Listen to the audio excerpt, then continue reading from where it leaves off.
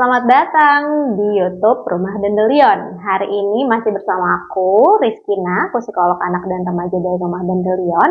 Tapi hari ini aku tidak sendiri, hari ini aku ditemani bersama psikolog klinis dewasanya Rumah Dandelion, ada Ausi. Halo.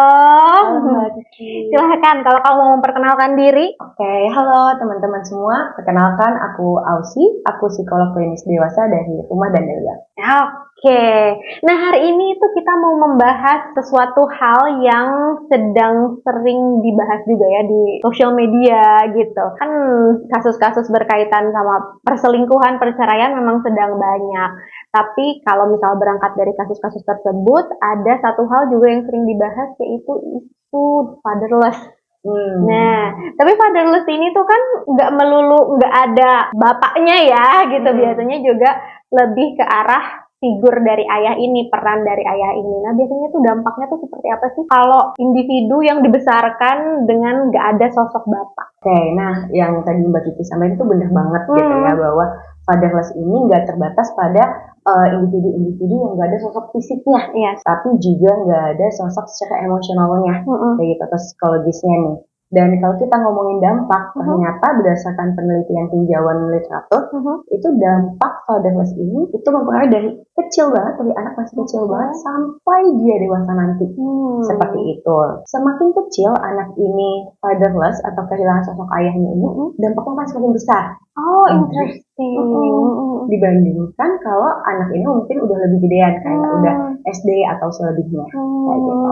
Dan di mana sih fatherless ini paling berdampak, yaitu pada perkembangan sosial emosionalnya, gitu, dari individu ini. Kita bisa membayangkan ya bahwa individu yang fatherless ini berarti nggak punya sosok ayah secara fisik ataupun emosional.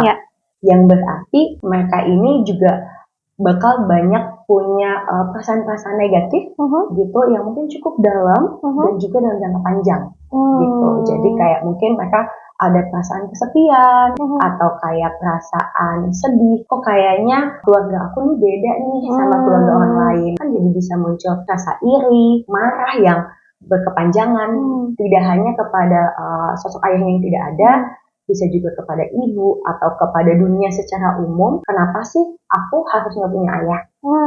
Atau kenapa sih kalau aku punya ayah pun, ayahku tuh kayak nggak menjalankan perannya sebagai ayah-ayah yang lain. Ketika perasaan-perasaan ini tidak pernah tersampaikan dari individu tersebut, juga tidak pernah tersalurkan dengan baik gitu ya. Jadi mungkin kayak dipendam sendiri gitu ya, dan juga tidak ada sosok-sosok yang mungkin menanyakan kabar mereka, apa yang mereka pikirkan dan rasakan. Ini yang pada nantinya jika sudah berkepanjangan bisa membuat individu-individu ini jadi lebih rentan untuk memiliki masalah-masalah secara psikologis gitu. Kita kebayangnya orang yang sedih dalam jangka panjang, perasaan sepi dalam jangka panjang itu kan bisa punya tendensi untuk jadi kayak gejala-gejala depresi atau mungkin ke arah anger issue. Dia kurang bisa mengelola emosinya dengan baik, jadinya suka marah-marah, ngelawan. Mungkin juga ketika masalah-masalah emosionalnya tidak pernah terpetakan gitu ya, atau tidak pernah tertangani, akhirnya bisa berkembang menjadi masalah perilaku, lebih ke agresif, suka ngelawan nih, ngelawan ibu, ngelawan figur otoritas lainnya kayak guru-guru di sekolah atau kakak kelas, pokoknya semua dilawan gitu. Terus juga bisa jadi mereka jadi suka kayak berkelahi. Kalau udah berkelahi kan kadang bisa jadi kayak tawuran juga. Terus juga kebut-kebutan, benar banget. Terus juga bisa mengarah self harm juga ya. Kayak gitu. Khawatir melakukan self harm secara berulang, mereka jadi punya suicidal thought juga atau pikiran ide-ide yang bunuh diri gitu. Jadi arah-arahnya sih ke arah sosial emosional. Masalah-masalah itu ya dari sosial emosional ini mungkin juga mengarah ke gangguan-gangguan atau masalah-masalah psikologis yang lain. Tapi menarik juga sih pada klien-klien anak nih yang misalnya dia juga fatherless gitu, sosok ayahnya tuh tidak adekuat, itu biasanya juga ada rasa mereka tuh nggak ada yang melindungi. Gitu, jadi lebih ke arah bahwa aku tuh insignifikan ya di dalam dunia ini gitu, nggak ada nih yang belain, jadi aku harus berjuang sendiri tuh biasanya gitu. Kalau misal di dewasa gitu juga kan? Bener banget gitu Mbak Titi. Kalau aku lihat biasanya tendensinya jadi ada dua gitu ya. Antara mereka jadi sangat independen gitu ya. Aku bisa kok ngelakuin semua sendiri, aku nggak butuh bantuan orang-orang. Atau yang sebaliknya dia jadi lebih ke mungkin agaknya lebih kayak merasa lemah, merasa insecure, nggak percaya diri. Bayangin aja kalau mereka kan ngerasa aku tuh beda gitu sama yang lain. Dan bisa juga jadi mengembangkan kekhawatiran, aku bisa nggak ya untuk punya hubungan yang baik dengan pasangan nantinya, atau aku bisa nggak ya punya keluarga cemara kayak orang-orang. Pemikiran-pemikiran itu pun kadang masih sebatas kayak aku pantas nggak sih untuk itu gitu. Itu sih yang biasanya aku fenomenalnya temukan. Nah, gimana dari pernyataan kamu yang terakhir tadi kan lebih ke perasaan itu ya, mempertanyakan diri sendiri, sebenarnya aku pantas nggak, aku mampu nggak. Tapi kalau misalnya dari pengalaman Ausi sendiri selama praktek itu gimana respon-respon dari orang-orang yang fatherless ini berkaitan dengan memandang relationship misalnya? Oke. Kalau kita ngelihat tentang relationship, kita akan pasti balik lagi ke teori tentang attachment gitu ya, atau kelekatan hubungan, di mana kalau kelekatan hubungannya ada 3 yang Mbak Kiki ya. Yang pertama kayak secure attachment atau attachment yang aman, nyaman untuk anak gitu, yang mana mereka percaya diri dan mereka juga merasa pantas untuk dicintai seutuhnya gitu. Jadi mereka nggak nurunin standarnya hanya untuk dicintai, nggak cukup bare minimum aja, nggak cukup gitu ya. Nah yang kedua mereka jadi bisa mengembangkan insecure attachment yang arahnya bisa jadi ke anxiety, penuh dengan kecemasan, bakalan bener-bener cinta nggak sama aku, gitu ya. Terus yang satunya lagi jadi ke avoidant, ngerasa aku tuh bisa kok sendiri. Ada yang suka nggak gitu, nggak aku tolak gitu ya. Bener. Nah si secure attachment kan nggak bisa nih ya sama yang bare minimum. Nah kalau insecure attachment ini mereka jadi suka menyalahkan nih sedikit perhatian dari orang-orang di sekitarnya ini, jadi kayak ini dia suka sama aku deh, kayaknya dia sayang sama aku. Jadi terkadang mereka secara impulsif masuk ke dalam suatu hubungan, walaupun mereka kata kayak belum memetakan dulu nih sebenarnya orang ini oke nggak sih buat aku, apakah ada red flag nih gitu. Dan mereka ini pada akhirnya menyalahartikan si red flag ini sebagai kayak oh ya udah mungkin aku tuh harus dicintai dengan cara seperti ini gitu. Hubungan-hubungan toksik gitulah ya. Benar. Buat mereka tuh ya cinta itu luka gitu. Dan karena selama ini mereka nggak tahu kalau dapetin cinta itu mestinya nggak menyulitkan untuk mereka, nggak menyakitkan untuk mereka. Cinta itu tidak harus luka ya, berarti ya. Oke, itu berarti yang tadi yang secure, insecure dari attachmentnya sendiri, berarti akan berpengaruh banget juga ya. Kalau antara laki-laki dan perempuan kira-kira ada perbedaan nggak responsnya? Oke, kalau perempuan mungkin ini yang paling gampang ya, dan yang paling banyak juga fenomenanya kayak daddy issue gitu kan, yang pada akhirnya kayak tadi gampang masuk ke dalam suatu hubungan, hubungannya pun toksik dan pasangannya pun banyak red flag gitu, banyak perilaku-perilaku yang mestinya seorang laki-laki itu tidak melakukan itu kepada dia, tapi karena dia nggak punya role model dan dia nggak tahu bagaimana rasanya dicintai secara baik gitu ya. Jadi dia masuk ke dalam hubungan tersebut. Tapi kalau untuk yang avoidant, mereka pada akhirnya mending nggak punya pasangan sama sekali gitu. Mereka nggak punya planning untuk kayaknya aku nggak ada planning buat nikah sih Mbak gitu. Kalau nanti aku punya hubungan romantis pun aku nggak yakin sih Mbak aku bisa bangun keluarga cemara itu gitu. Ada takut mengulang kisah lagi ya. Kalau pada laki-laki itu sebenarnya kan mereka role model wanitanya bisa dilihat dari ibu. Betul. Gitu. Tapi yang biasanya terjadi adalah mereka nggak tahu nih bagaimana memerankan seorang pasangan yang baik. Jadi nggak tahu kalau misalnya tadi dia avoidant ya, gitu.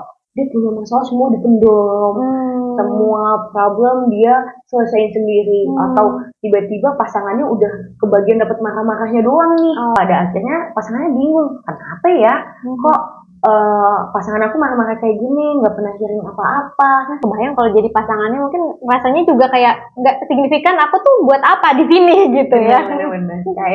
Kayak mempertanyakan ini hubungan tuh kita jalanin berdua apa sendirian sih gitu kan. Nah itu suatu hal yang mungkin mereka nggak pahami karena pihak laki-laki ini mungkin juga udah biasa melihat ibunya struggle sendiri kan, semuanya sendiri, dan kadang sebagai single parent ini kan mereka juga kayak mereka harus memenuhin kebutuhan keluarganya, misalnya hanya berdua, memenuhi kebutuhan diri sendiri, kadang kurang ke address gitu di anak ini.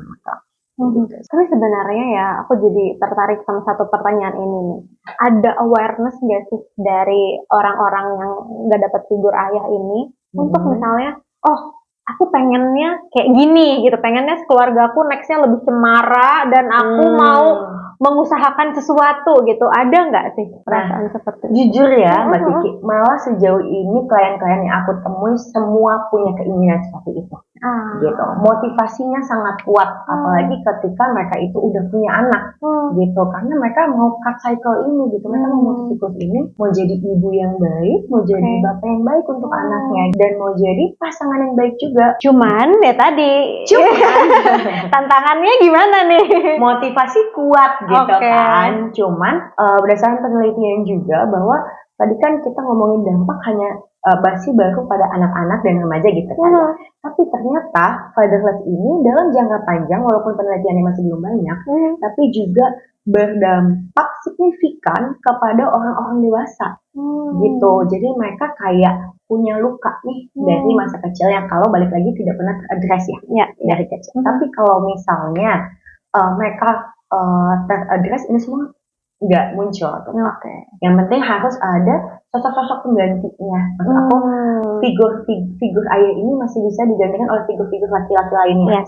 Misalnya seperti om, kakek, tetangga laki-laki, atau mungkin ibunya punya teman laki-laki yang teman dekat gitu, yang bisa jadi ganti ini, misalnya kayak main bareng anaknya, kayak gitu. Guru juga sebenarnya bisa ya. Bisa banget gitu, yang laki-laki kayak gitu ya. Jadi mereka bisa punya apa ya, role model gitu ya, untuk mempelajari bagaimana laki-laki ini.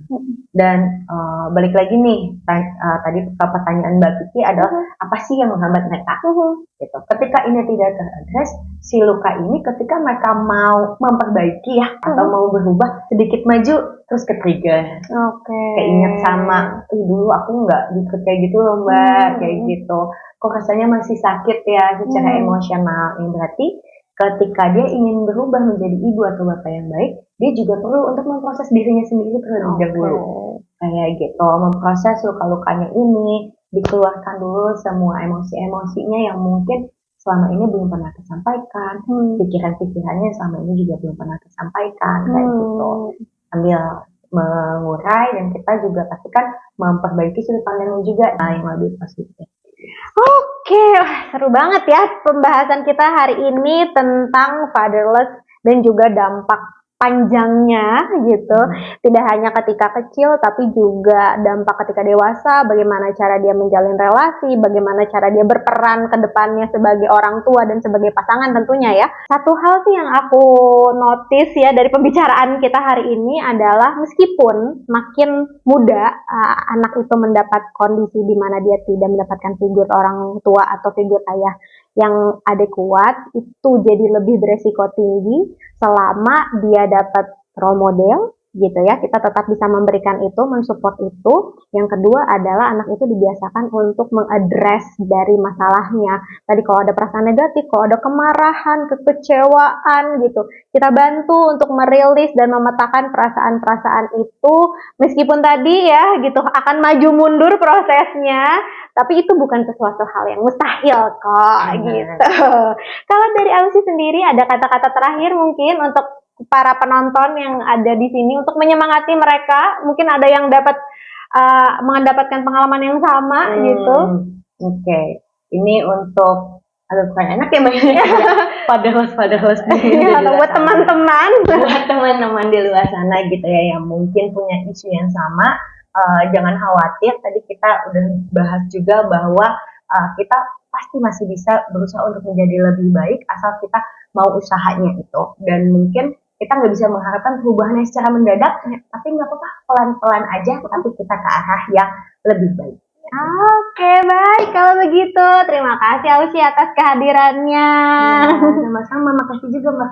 Iya, terima kasih juga untuk semua yang sudah menonton YouTube kita hari ini. Mudah-mudahan kalian semua mendapatkan inspirasi gitu ya, mendapatkan ilmu pengetahuan dari apa yang kita bahas. Jangan lupa untuk like, share, dan subscribe di channelnya Romah dan Delion. Sampai jumpa kapan-kapan. Bye.